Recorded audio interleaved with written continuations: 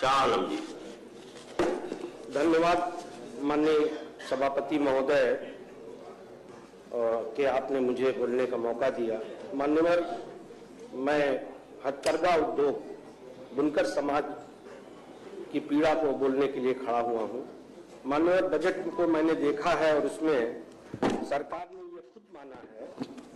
कि कृषि के बाद हथकरघा उद्योग उत्तर प्रदेश में सबसे ज्यादा रोजगार उपलब्ध कराने वाला कुटीर उद्योग है। मगर माननीय सभापति महोदय, जब मैं उसके नीचे पढ़ता हूं तो मुझे बड़ी निराशा होती है, क्योंकि सरकार जब ये मानती है कि बुनकर भाई हमारे इस उत्तर प्रदेश का एक महत्वपूर्ण अंग है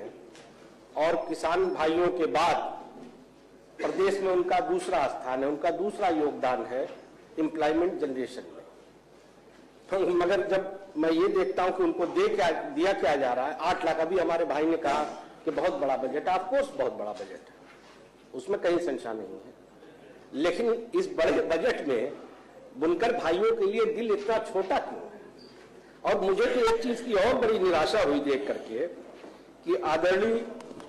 स्वर्गीय पूर्व प्रधानमंत्री जी अटल बिहारी वाजपेयी साहब, जिसका हम लोग सम्मान करते हैं, हमारे भी आदर्श है, उनके नाम से भी एक योजना चलाई, मगर मात्र पैसे का जो प्रोविजन किया गया वो 400 करोड़ रुपए। तो मेरा कहना यह है कि कम से कम उनके नाम की गरिमा की ही लाज रखती सरकार। अब देखिए, मैं माननीय थोड़ा सा 1 सेकंड लेके ये बताऊं कि मेरा जो पॉलिटिकल जो जीवन शुरू हुआ वो मुबारकपुर विधानसभा से मैं विधायक हुआ और रिपीटेडली 2 बार हुआ, जहां पे 1 लाख से ऊपर बुनकर भाइयों की आबादी है। मैं उनके हर दुख दर्द, उनके जीवन शैली, उनकी जीविका, मैं हर चीजों को मैं बड़ी भली भांति जानता हूं, क्योंकि हमने बहुत करीब से उनके दुख दर्द को देखा और समझा है। इनकी पीड़ा हमारे किसान भाइयों से किसी भी तरह से कम नहीं है। मैं सरकार को एक ठीक है, हम लोग विपक्ष में हैं, हम जो कहते हैं अक्सर ये कहा जाता है कि भाई ये तो विपक्ष में है इनका बात, लेकिन कभी कभी विपक्ष की बातों को भी सकारात्मक रूप में लेकर के उस पर विचार करना चाहिए, ऐसा मेरा सरकार से अनुरोध है। इसमें थोड़ा और पैसे का प्रोविजन बुनकर भाइयों के लिए करते। पहले उनको फ्लैट रेट पे, जब आदरणीय स्वर्गीय मुलायम सिंह यादव जी सीएम थे, तो उनके दुख दर्द को समझते हुए उन्होंने 70 रुपए में उनको फ्लैट रेट पे बिजली देते थे। अब वो खत्म कर दिया गया, और वो खत्म करने के बाद बड़ी मंथन करने के बाद अर्ध हाफ पावर पे 400 रुपए देना है, उसके ऊपर अगर 1 हो जाए तो उनको 700 रुपए देना है। तो ये बहुत बड़ा बर्डन है।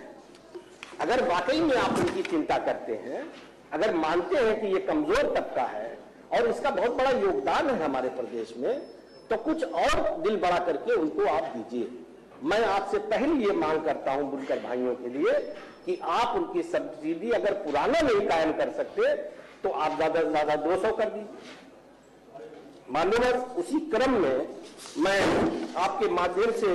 ये बताना चाहता हूं कि आजमगढ़ मंडल, जिस जिले से मैं बिलोंग करता हूं,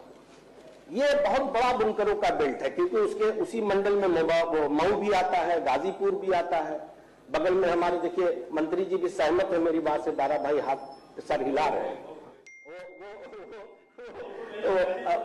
अच्छा, गाजीपुर नहीं है वो, अंबेडकर नगर, हालांकि वो दूसरे उसमें आ जाता है, लेकिन पास से सटा हुआ है। तो मैं इसलिए ये बात कह रहा हूं मान्यवर कि मैं अभी इसमें प्रोविजन भी है,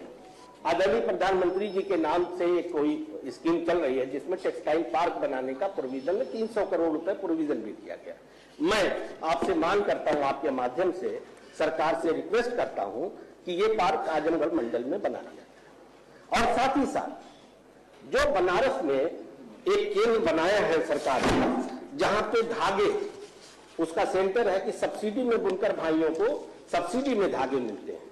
बनारस की दूरी बहुत पड़ती है, आजमगढ़ से काफी दूर पड़ जाता है, और ये गरीब बुनकर भाई उसका फायदा नहीं उठा पाते। मुबारकपुर में मैंने अक्सर बात किया, हमने कहा वहां से आप लोग कहे हम लोग नहीं जा पाते, बहुत हम लोगों को परेशानी होती है, इसलिए बनारस में जो सेंटर है उसका एक सेंटर आजमगढ़ में भी मान्यवर खुलवा दिया जाए। मुझे याद है 2012 की बात होगी और इन्हीं सब समस्याओं को लेकर उस वक्त सपा की सरकार थी, मैं आज उनका मेंबर हूं, उस वक्त मैं बीएसपी में था, मैं बड़ा स्ट्रगल करता था और उस वक्त मैंने काफी उनसे रिक्वेस्ट भी किया, सदन में भी कई बार ये मैं विषय ले आया और मैंने निजी तौर पे भी ये मैं सौभाग्य ही कहूंगा कि उस वक्त जो ट्रांसपोर्ट मिनिस्टर थे आचार्य दुर्गा प्रसाद यादव जी, क्योंकि हम उनके वोटर की विधानसभा हमारी पड़ती थी, तो हमने कहा भाई ये काम हो जाए, एक वहां पे बस डिपो बनाए और कई करोड़ रुपए लगा के गजहरा में एक बस डिपो बना, लेकिन बड़ा अनफॉर्चुनेट है मान्यवर कि बनने को तो बन गया, पैसा भी लग गया, लेकिन वो आज तक प्रॉपरली ऑपरेट नहीं हो पाया। तो मैं कभी कभी सोचता हूं कि देखिए सरकारें तो आती जाती हैं, आज आप हैं, हो सकता है कल कोई और हो, पहले वो थे आज आप हैं, लेकिन हम सरकार जो भी सरकार में है उसकी ये जिम्मेदारी है कि पब्लिक मनी को वेस्ट ना होने दिया जाए, क्योंकि सरकार जो पैसा लगाती है अल्टीमेटली